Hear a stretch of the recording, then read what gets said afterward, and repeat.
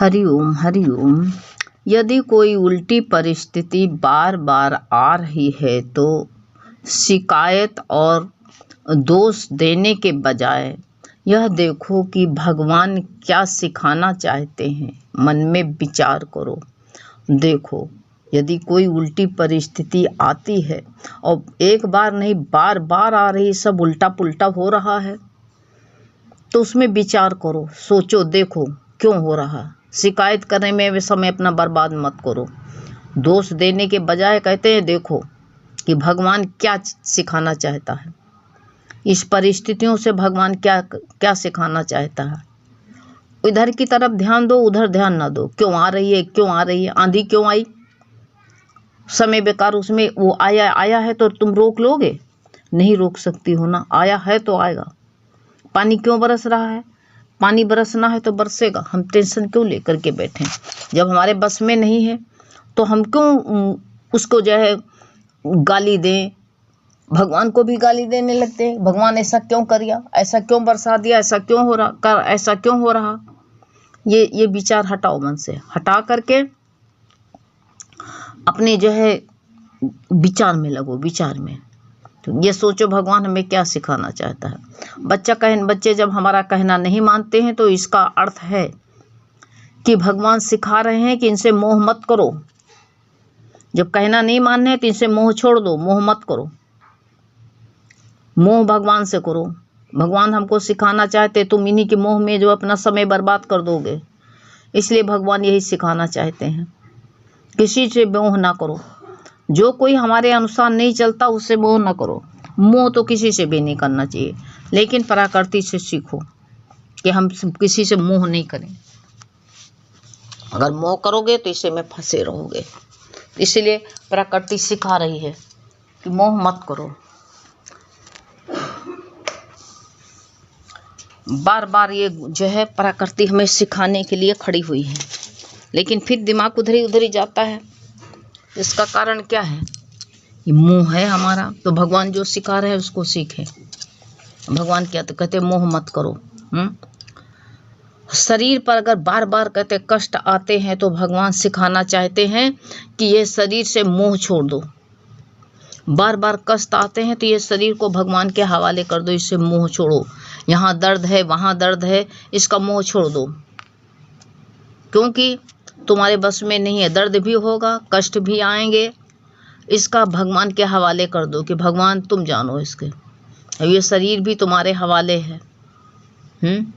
ये भगवान ने हमको सिखाना, ये शरीर भी हमको सिखाना चाह रहा है कि बार बार कष्ट आ रहे हैं, अब तुम इसका आश्रय छोड़ दो। सबके अब बुढ़ापा में देखो, सबके बार ये कोई कमर में दर्द, कोई पैर में कहीं कमजोरी लग रही, कोई बीमारी खड़ी हो रही।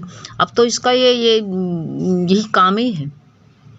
ये अंत समय इसका यही होगा क्या? हमेशा पुरानी गाड़ी हो जाती तो इंसान बदल लेता, शरीर को क्या करे, इसको कैसे बदलोगे, कहाँ ले जाओगे बदल के? तो ये हमको सिखाना चाहता है कि शरीर का मोह छोड़ दो। ये शरीर भी हमें सिखाना चाह रहा है, सीखो, इससे सीख लेना चाहिए हमको। तुमको अपने स्वरूप में स्थित रहो हमेशा। जब ये शरीर बार बार धोखा दे रहा तो अपने स्वरूप में स्थित रहना सीखें हम। और नहीं सीखेंगे तो गुरु कहते हैं फिर क्या, समय हमारा जागने का है और हम जो है अभ्यास करना नहीं चाहते हैं, छोड़ना अभ्यास हमारा जो है ना जागने का। रोज अभ्यास करो कि जागो, अपने स्वरूप में स्थित हो जाओ। मैं परमात्मा हूँ, मैं आत्मा हूँ। देह हमारा ये कपड़ा है, अब मेरा देह कपड़ा पुराना हो गया है, बहुत पहन लिया इसको, इस चोले को बहुत पहन लिया। ऐसे रोज अभ्यास करना चाहता है इंसान को।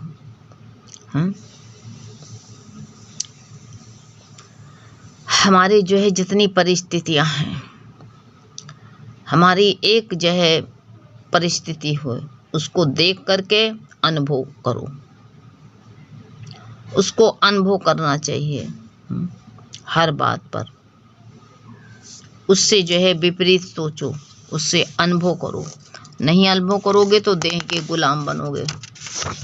देह की गुलामी नहीं करना। आगे बढ़ना है। कारण कोई दूसरे को नहीं देना, अपने मन की तरफ जो है हमें जो है उल्टा नहीं चलना है। भगवान जिस तरफ चलाए उधर चलना है। भगवान का शुक्राना हमारे मुंह से निकलना चाहिए।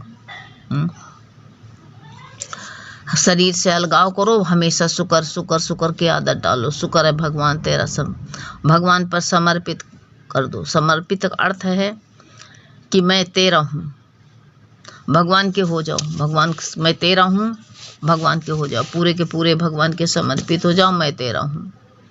जब हम कहते हैं भगवान के प्रति जो है पूर्ण समर्पित अपने को कर देते हैं, तो अपनी कहते हैं मन बुद्धि नहीं चलती है, नहीं तो बार बार चलती रहती है। बार बार मन क्या क्या करता रहता है। तो अपने को समर्पित कर देते तो मेरी मन बुद्धि नहीं चलती है, क्योंकि भगवान को समर्पित कर दिया तो भगवान जो है तब उतनी नहीं चलती है। उसकी रजा में राजी रहना हम सीखें। उसकी रजा में राजी नहीं रहेंगे तो क्या करेंगे। भगवान ने जो है भगवान गीता में कहा है, हाँ, हर बार कहते हैं कि हे अर्जुन तू अपने मन बुद्धि मेरे को, 12वें अध्याय में कहा है कि अपनी मन बुद्धि मेरे को अर्पण कर दे। फिर यदि कोई परेशानी हो या दुख है तो कहते हम सोचते हैं, हम सोचेंगे कि ये भगवान की मर्जी है। हम भी सोचें और भगवान मेरी फिक्र भी करते हैं। बार बार हम सोचें कि ये भगवान की मर्जी है। यही राजी हैं हम उसी में जिसमें तेरी रजा है। या यूं भी वाह वाह है और यहाँ वो भी वाह वाह है। सब में दुख आए तो वाह वाह है, भगवान की मर्जी है ना। सुख आए तो तभी भी वाह, दोनों में वाह वाह करना चाहिए इंसान को हर बात में। तो जहाँ जहाँ भगवान का या गुरु के प्रति पूर्ण समर्पित हैं, वहाँ शिकायत नहीं होगी। शिकायत करने वाला व्यक्ति उसको कोई भी पसंद नहीं करता। शिकायत करने वाला व्यक्ति जो होता है उसको कोई भी पसंद नहीं करता। हर बात में उसकी शिकायतें रहेगी। खाने में तो शिकायत, कपड़े में तो शिकायत, हमारी पसंद का नहीं है, कोई ला के दे हमको पसंद नहीं है। हर चीज में, घर तो पसंद नहीं आएगा उसको, घर के लोग नहीं पसंद आएगा, घर के लोग। लेकिन हम कैसे बने, हमारी पसंद हम कैसे बने। एक पुराने समय के इंसान थे, उनका बेटा था, पढ़ा लिखा था, शादी हो गई, अच्छे घर में शादी हुई, पढ़ी लिखी बहू आई। उनका पुरानी हवेली बनी हुई थी, रंग भी उसका उतर गया था। और घर में बहू आई, लेकिन बहू तो थी लेकिन सास घर में नहीं थी। बहू ने कहा कितने पुराने ख्यालात के लोग हैं, इनसे लोगों को से जो है हमारा रहने का मन नहीं करता है, कैसे कमी निकालने वाले होते हैं। लेकिन हम जहाँ तक हो सके हम कमी ना निकालें। हम जो है उसको बदलने की, उसको प्रेम देने की कोशिश करें। प्रेम ऐसा होता सबको बदल देता है। अब जो है उसने कहा, अब कहे तो कैसे कहे, पूछते ही नहीं। घर को ये नहीं कह सकती गिरवा के दूसरा बनवा दो, और ये भी नहीं कह सकती बहुत बड़ी हवेली थी कि जो है पिताजी रंग चढ़ाओ, इसमें पेंट करवा दो, क्योंकि अभी जल्दी आ रही थी, कहने की हिम्मत नहीं पड़ी। उसने एक पति से कहा, पति ने कहा भाई पिताजी से बोलने की मेरी हिम्मत नहीं है, तुम कह दो तो कह दो, हमने आज तक बात नहीं किया है। तो बहू ने कहा कि अब हम कोई तरीका निकालेंगे बात करने का। तो जब बहू ने क्या किया, अपनी अटैची, अपना ब्रीफ केस अटैची अपनी तैयार कर ली। तैयार करके ससुर को जो है पैर छूती है, कहते ससुर हम जा रहे हैं। कहा क्यों? कहा पिताजी इस पुराने घर में ऐसे जो है ऐसे घर में हम रह नहीं सकते हैं, ऐसे पुराना, ऐसे जगह जगह पेंट उखड़ा हुआ है, हमारा घर वीआईपी बना, हम नहीं रह सकते।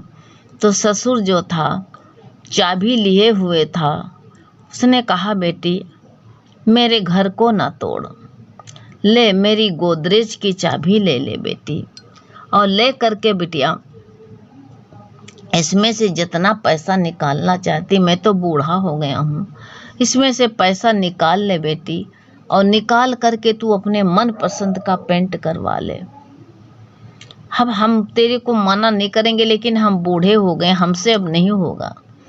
वो सास जो बहू थी, सास तो थी नहीं, बहू जो है उसको इतनी गलान हुई कि मेरे ससुर ने मेरे को कहा, बेटी तेरे सिवाय मेरा कोई है नहीं, तू ही इस घर की मालकिन है, इसलिए बेटा अब जैसा पेंट चाहता, जितना पैसा लगे लगा देना। बहू को बहुत शर्म लगी। उसने कहा, मेरे ससुर जो है मेरे को अपने जो चाबी टांगे हुए थे जनेऊ में, निकाल के दे दिया गोदरेज की, और कहा, बेटी तिजोरी से पैसा निकाल ले, जितना मर्जी हुए पेंट करा ले अपने मन पसंद का। बहू शर्मिंदी हुई गई। कहा, पिताजी हमने गलती किया, और कहा, बेटी तू मायके मत जाए, घर को उजाड़ मत, उजाड़ना नहीं, तू यहीं रहना बेटी, तू जो जैसा मर्जी हो वैसे ढंग से रहे। तो बहू शर्मिंदी हुई, और शर्मिंदी हो करके चाबी अपने ससुर को पकड़ा दिया। कहा, पिताजी अब ऐसी गलती नहीं, हो तो पुराने लोग, लेकिन आपके अंदर कितनी सज्जनता है पिताजी, आपके परिवार में कितनी सज्जनता, कितना प्रेम है, वो प्रेम हमको चाहिए, ना कि जो है हमें पेंट चाहिए, वो तो होता रहेगा। ऐसे इंसान जो है खुद अपने को बदले और बदल दे अपने को, तो गुरु ने कहा शिकायत नहीं होगी। नहीं तो सब शिकायत, आलोचनाएं, शिकायत नहीं होगी। शिकायत करने वाला व्यक्ति को कोई भी पसंद नहीं करता, ये सोच लेना, कोई भी शिकायत करने वाला व्यक्ति है ऐसा व्यक्ति सबको कहते, सबको इससे दूर रहना चाहते हैं, इससे भैया दूर रहो।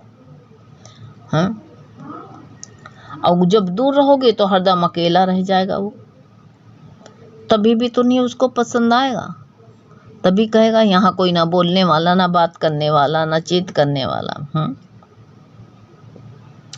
तो इसलिए हम कहते हैं हमारी इच्छा आग्रह हमें दुखी करती हैं।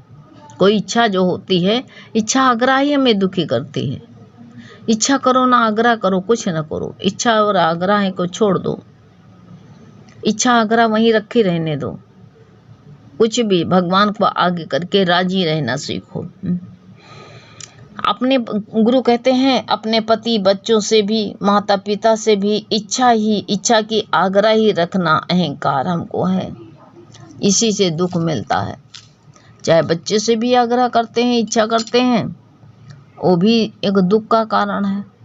चाहे पति हो, उससे भी यही चाहते हैं, तो हमारे दुख का कारण क्या है? यही तो है। इसलिए दुख को हम मिटा सकते हैं चाहे तो, और नहीं तो दुख को बढ़ा भी सकते हैं, हमारे हाथ में है। चाहो तो इसको बढ़ा लो और चाहो तो घटा दो इसको। अब इसको तुम्हारे हाथ में है, तुम जो चाहो तो करो। हम दूसरों से प्रेम चाहते हैं और गुरु कहते हैं खुद खुश रहना चाहते हैं कि दूसरा हमसे प्रेम करे और हम खुश रहें। अरे ये कहो हम सबसे प्रेम करेंगे और सबको खुश रखेंगे, ये क्यों नहीं कह सकते हैं? ये तो भी कह सकते हैं इसकी आग्रह खत्म कर दें सुख लेने की, तो तब जो है सबको सुख पहुंचाएंगे।